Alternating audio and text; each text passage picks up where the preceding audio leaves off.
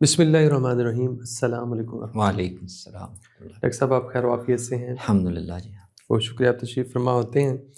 पिछली नशिस्त में हमने सैयदना अबू हुरैरा रज़ियल्लाहु तआला अन्हु की रिवायत हदीस, बल्कि पिछली 2 नशिस्तों में हमने गुफ्तगू की है और उसके मुख्तलिफ़ जिहाद पे गुफ्तगू की।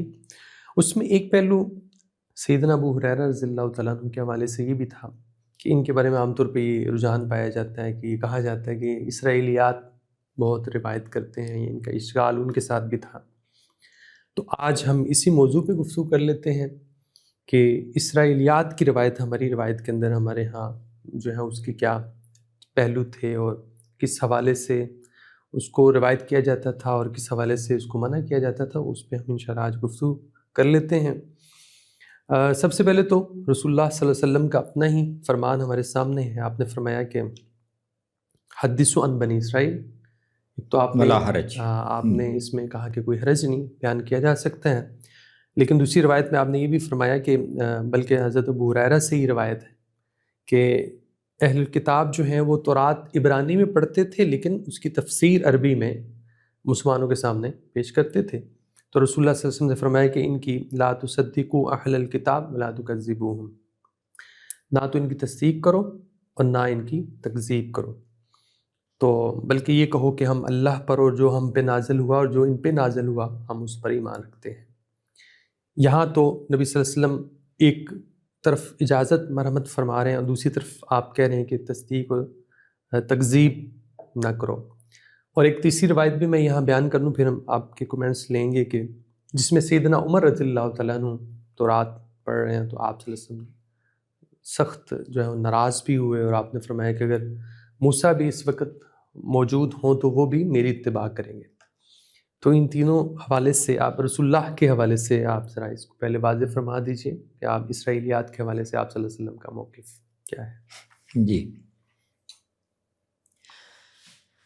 इसमें हमें यानी रसूलुल्लाह सल्लल्लाहु अलैहि वसल्लम ने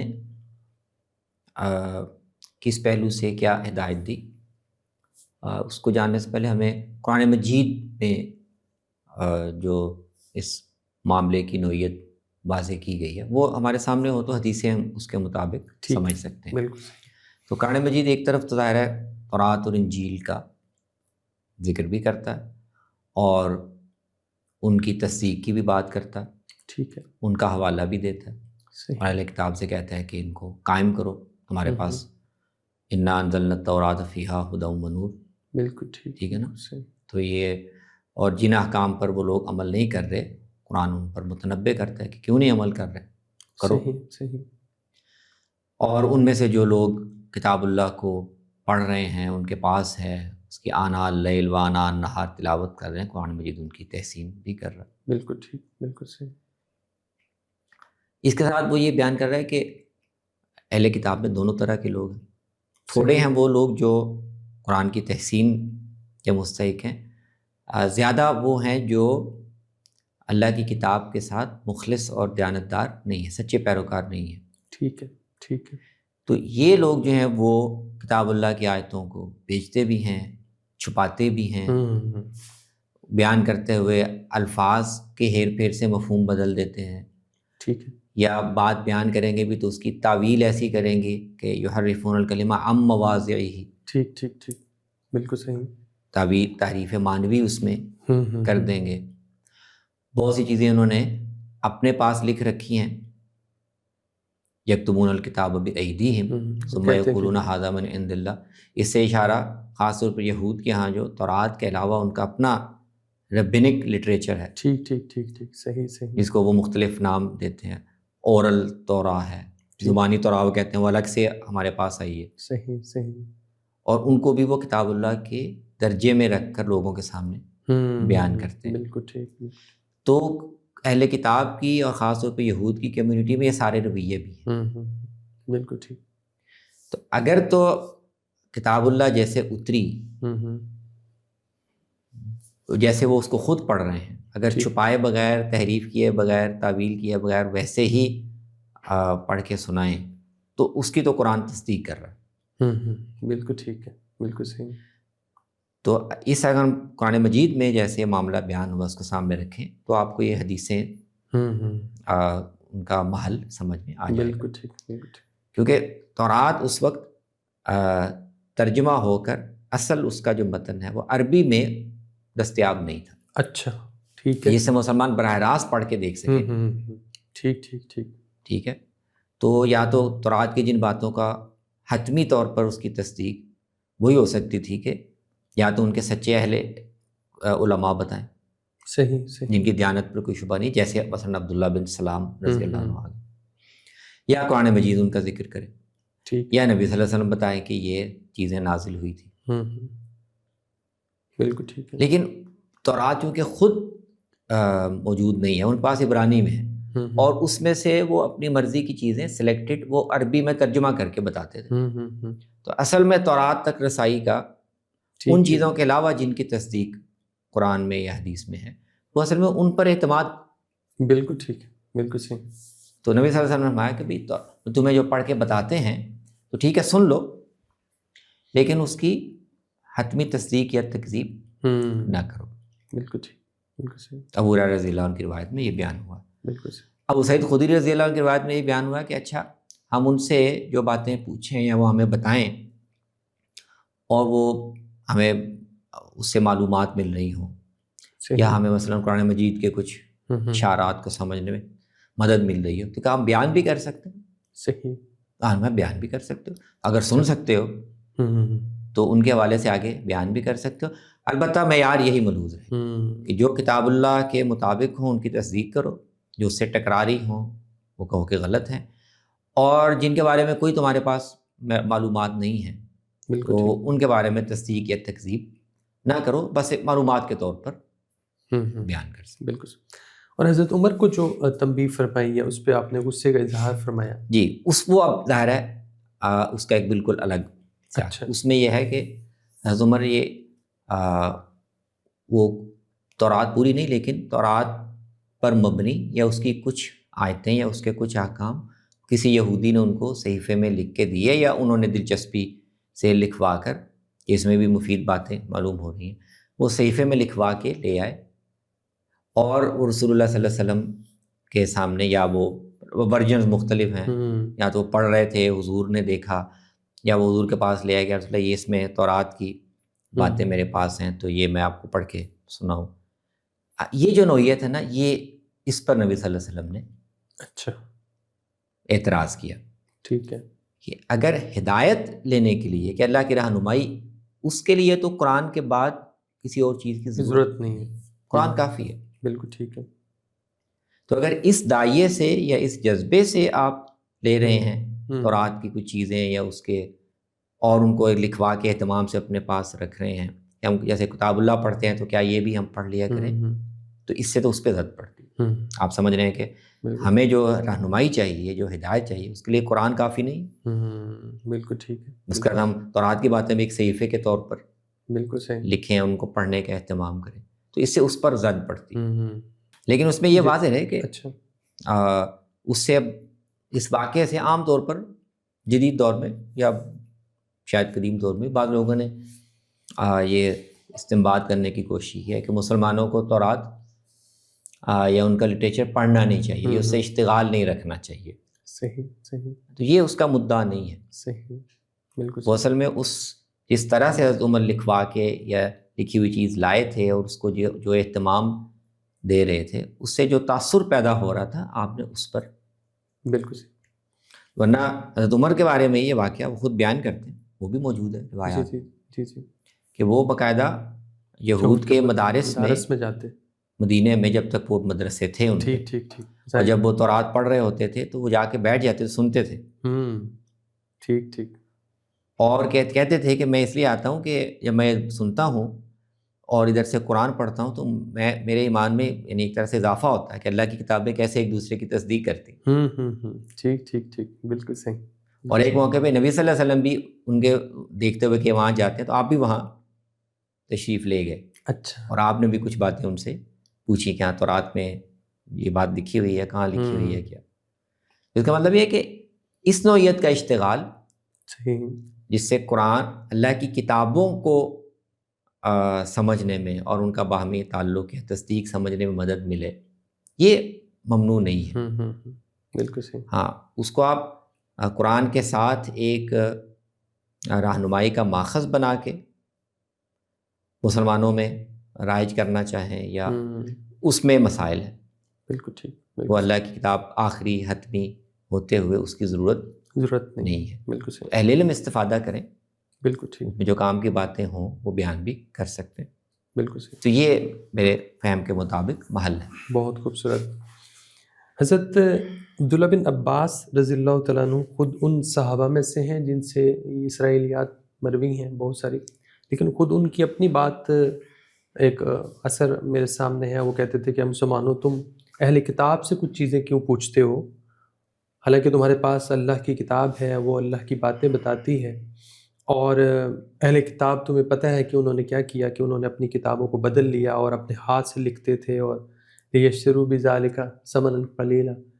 تو یہ ساری باتیں وہ ایک طرف بیان کر رہے ہیں اور کہہ رہے ہیں کہ یہ تم کس طرف جا ان سے رہے تم کیوں پوچھتے ہو چیزیں. حالانکہ دوسری طرف وہ خود بھی بہت ساری ان سے اسرائیلیات یعنی وہ تین بڑے لوگوں یعنی ابو ہریرہ رضی اللہ عنہ، حضرت عبداللہ بن عباس اور عبداللہ بن عمر رضی اللہ عنہ غالباً، تو ان تینوں میں شامل ہیں جنہوں نے بہت ساری جی صحابہ میں جن صحابہ اسرائیلیات کے ہاں یعنی اہل کتاب سے سنی ہوئی روایات جی ان کو بیان کرنے، ان سے استشہاد کرنے کا رجحان ہے. جی بالکل ٹھیک. ان میں یہ شامل ہیں.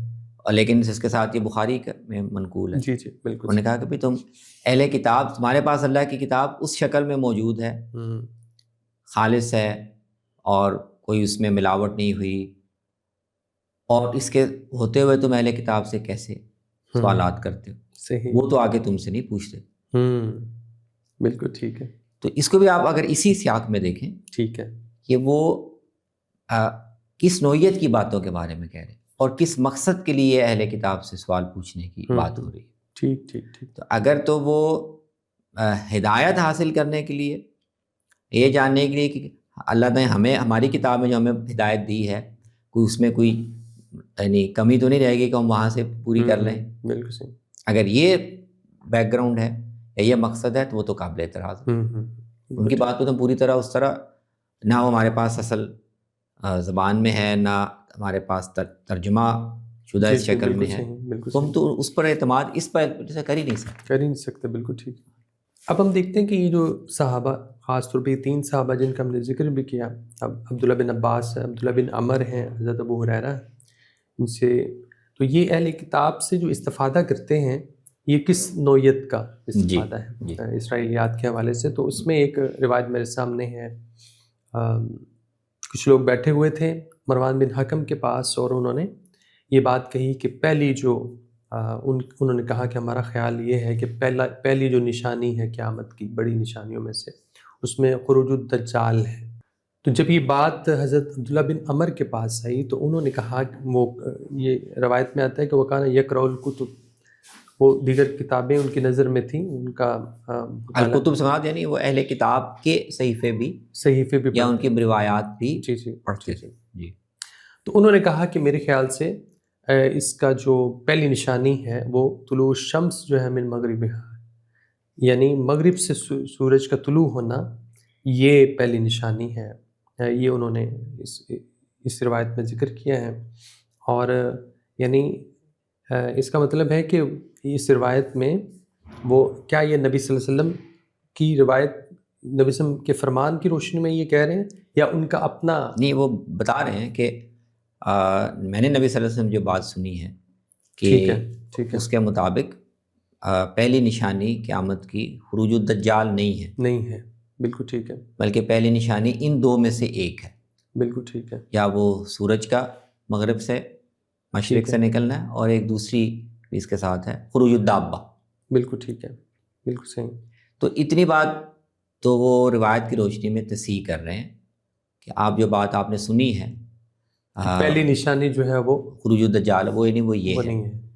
اور اچھا، لیکن ان دو میں سے کون سی پہلی ہوگی، اس کے لیے وہ استشہاد کر رہے ہیں اہل کتاب کی روایت سے. اچھا ٹھیک ہے. وہ نا وہ کان یقرأ الکتب، بالکل صحیح، کہ انہوں نے اہل کتاب کی مرویات و کتابیں بھی پڑھی ہوئی تھیں اور پڑھتے تھے. انہوں نے کہا کہ اس کی روشنی میں بتا سکتا ہوں کہ ان میں سے پہلی نشانی جو ہے نا وہ خروج طلوع الشمس من المغرب ہوگا، مغرب ہوگا، پہلی یہ ہوگی اور پھر دابہ اس کے بعد۔ وہ اس میں ان کو کوئی ایشو نہیں ہے یہ طے کرنے میں کہ اگر ہم ان کتب سے طے کر لیں، یعنی اگر نبی صلی اللہ علیہ وسلم نے ایک بات احتمال کے ساتھ بیان کی ہے اور ہمیں اس کی تائید میں کوئی قرینہ جی ملتا ہے بالکل اہل کتاب کی روایات سے یا ان کی مذہبی لٹریچر میں، تو اس سے ہم علمی استفادہ کر کے ایک اگر رجحان متعین کریں، اس میں کوئی خرابی نہیں، تو اس سے نوعیت واضح ہو جاتی کہ کس نوعیت کا استفادہ وہ کریں۔ اب یہ کوئی دین کا اس سے ہم کوئی ہدایت یا رہنمائی نہیں لے رہے، بالکل ایک مستقبل کا واقعہ ہے،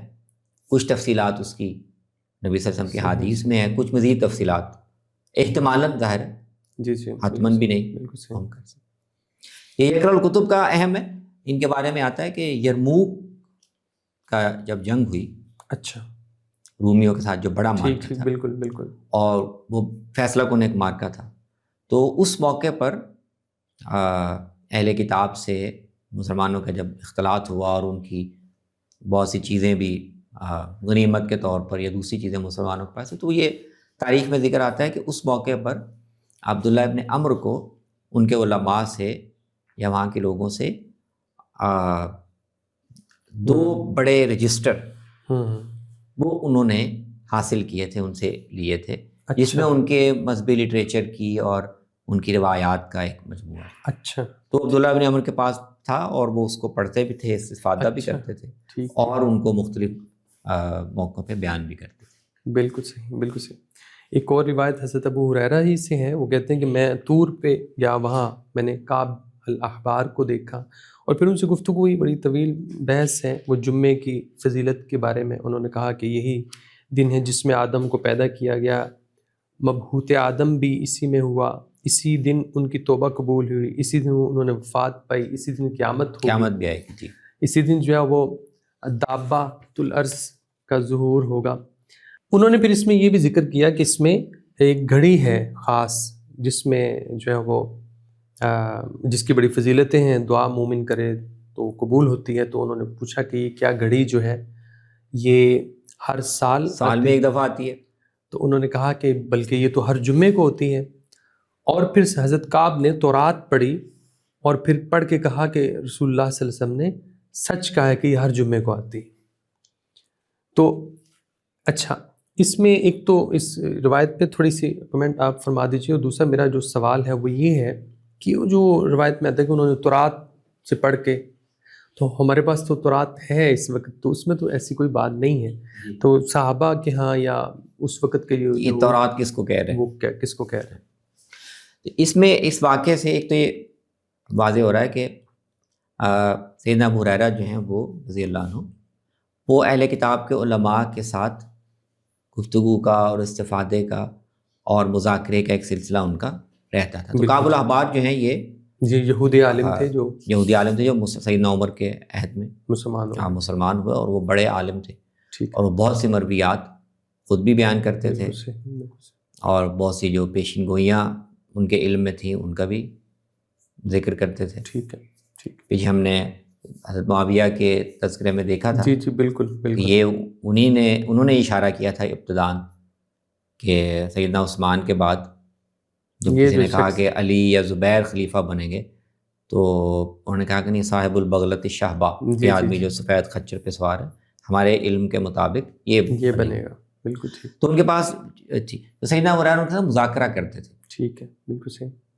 وہ جو رسول اللہ صلی اللہ علیہ وسلم سے باتیں سنی ہوتی تھی پچھلے واقعات کے متعلق، آئندہ واقعات کے متعلق، وہ ان کو سناتے تھے، وہ انہوں نے جو اپنے ذخیرے میں پڑھی ہوتی تھی وہ ان کو سناتے تھے، اور اس طرح وہ دونوں تصدیق کے حوالے سے یا کوئی زائد بات حضور نے کیا بات بیان فرمائی ہے یا اہل کتاب کے ذخیرے میں کیا ہے، تو اس طرح دونوں اپنے علم میں بالکل صحیح اضافہ کرتے تھے۔ بالکل صحیح۔ تو یہ اسی کا ایک واقعہ ہے۔ تو اس میں جمعے کی جو وہ خاص گھڑی ہے جس کا حدیثوں میں ذکر آتا ہے، بالکل، تو اس کی تعیین کے حوالے سے آپس میں بات کر رہے ہیں، ٹھیک ہے، کہ یہ کون سا وقت ہے اور کیا یہ ہر سال ہوتا ہے یا ہر جمعے ہوتا ہے۔ دوسرا جو آپ کا سوال ہے کہ تورات وہ کہتے، تو یہ سمجھنا ہے ہمیں، قرآن مجید تو ظاہر ہے تورات کا لفظ یا اس کی تعبیر وہ اس کتاب کے لیے استعمال کرتا ہے جو اللہ تعالیٰ نے موسیٰ علیہ السلام نے نازل کی، ٹھیک ہے نا۔ لیکن آپ صحابہ کے آثار میں اس کا ذکر تو آپ کو وہ بڑے وسعت میں ملتی ہے. ٹھیک ہے. یعنی تورات سے مراد وہ بولتے ہیں تورات کا لفظ، لیکن اس سے مراد ان کے جیسے انبیاء کے جو صحائف ہے، جس کو آج کا ہم بائبل کہتے ہیں. بائبل کہتے ہیں. ٹھیک ہے. ٹھیک ہے. جس میں صرف وہ خمسہ موسوی نہیں ہے بلکہ باقی انبیاء کے صحائف، بہت سارے تو اس کے لیے بھی تورات کا لفظ بول دیتے ہیں. اچھا. ٹھیک ٹھیک ٹھیک. اور اس طرح اس کے علاوہ جو ان کے پاس ذخیرہ چلا آ رہا ہے، جو اب مثال کے طور پر آپ کو تلمود میں ملے گا یا ان کے دوسرے، تو وہ بھی ان کے ہاں یعنی پیچھے سے صدری طور پر نقل ہوتا ہوا چلا آ رہا ہے. ٹھیک. اس کو بھی ایک ان کی روایت کے مطابق ایک دینی استناد حاصل ہے. بالکل ٹھیک. تو ان کے علماء بھی یا ان کے آثار میں بھی اور صحابہ بھی جو ذکر کرتے ہیں، تو اس میں تورات کا لفظ اس سارے ذخیرے کے لیے توسعاً بول دیا جاتا ہے. ٹھیک ہے. بالکل صحیح. بالکل صحیح. یہاں پر بھی اسی طرح سے طرح سے جس سیدنا ابو ہریرہ رضی اللہ تعالیٰ ان کی، جو ہم نے پچھلی نشست میں دیکھا کہ بعض صحابہ کو تردد بھی رہا ان کی روایات میں، اس کی ایک بڑی وجہ یہ بھی ہو سکتی ہے اسرائیلیات سے ان کا اعتناء ہے یا علماء سے چیزیں لینا، کہ صحابہ کے دل میں ایک تردد سا پیدا ہو جائے کہ پتہ نہیں یہ بات نبی صلی اللہ علیہ وسلم نے نہیں فرمائی اور وہاں سے نہ آ گئی ہو دوسری طرف سے. یہ بھی ایک وجہ ہے. یہ اہم سوال ہے. جہاں تک میں نے دیکھا ہے مواد کو ابھی تک، اس میں یہ ہے کہ حضرت ابو ہریرہ کی زندگی میں اس وقت جو ان کی روایات پر تحفظات ہیں یا سوالات ہیں، اس میں یہ تو شامل نہیں ہے. اچھا. ٹھیک ٹھیک ٹھیک. اس وقت تو بڑا کنسرن یہی ہے کہ باقی صحابہ اتنی روایتیں نہیں بیان کر رہے تو یہ بیان کر رہے ہیں. اچھا. بالکل ٹھیک. اب اس میں جو کچھ غیر محتاط لوگ ہیں یا بہت شک کی نظر سے دیکھ رہے ہیں، وہ غیر ذمہ دار لوگ بھی ہیں، وہ اس طرح کی باتیں بھی کر رہے ہیں، یہ غلط بیانی کر رہے ہیں، نعوذ باللہ، غلط باتیں منسوب کر رہے ہیں. صحیح صحیح. جو محتاط صحابہ ہیں وہ یہ کہہ رہے ہیں کہ غلط بیانی تو نہیں کر رہے، لیکن یہ ہمیں لگتا ہے کہ بعض روایتوں کو وہ صحیح محل میں سمجھ نہیں رہے اور اس طرح نہیں بیان کر رہے. لیکن یہ اعتراض کہ وہ اسرائیلیات بھی بیان کر رہے ہیں اور یہ بھی بیان، اس کی وجہ سے روایتیں مشکوک، یہ کم سے کم ان کی زندگی میں ہمیں دکھائی نہیں دیتا، کیونکہ حضرت ابو ہریرہ خود اہتمام کرتے تھے کہ وہ دونوں باتیں الگ الگ بیان کریں. ٹھیک ہے. وہ ایک واقعہ بیان کرتے ہیں کہ بنی اسرائیل کا کوئی ایک قبیلہ جو ہے وہ گم ہو گیا مفقود ہو گیا، تو وہ روایت انہوں نے بیان کی. تو کسی نے ان سے پوچھا کہ جی یہ بات آپ نے نبی صلی اللہ علیہ وسلم سے سنی ہے؟ تو وہ کہتے ہیں جواب میں کہ فقرہ التوراۃ، تو کہ اور کیا میں تورات پڑھ رہا ہوں، میں تورات کا عالم ہوں، تورات پڑھ رہا ہوں کہ جو میں تمہیں بتاؤں میں نے حضور سے ہی سنی ہے. تو وہ خود تو بیان کرتے ہوئے یہ فرق ملحوظ رکھتے تھے. لیکن انہی کے دور میں یہ اس کے بعض مثالیں لوگوں کے سامنے آنا شروع ہو گئی کہ وہ بعض دفعہ ایک ہی مجلس میں دونوں طرح کی باتیں اچھا بیان کر دیتے. ٹھیک ٹھیک. اچھا. حضور کے حدیث بھی بیان کر رہے ہیں الگ، اور جو انہوں نے کعب الاحبار سے یا علماء بنی اسرائیل سے بات وہ بھی بیان کر رہے ہیں الگ. ٹھیک ہے.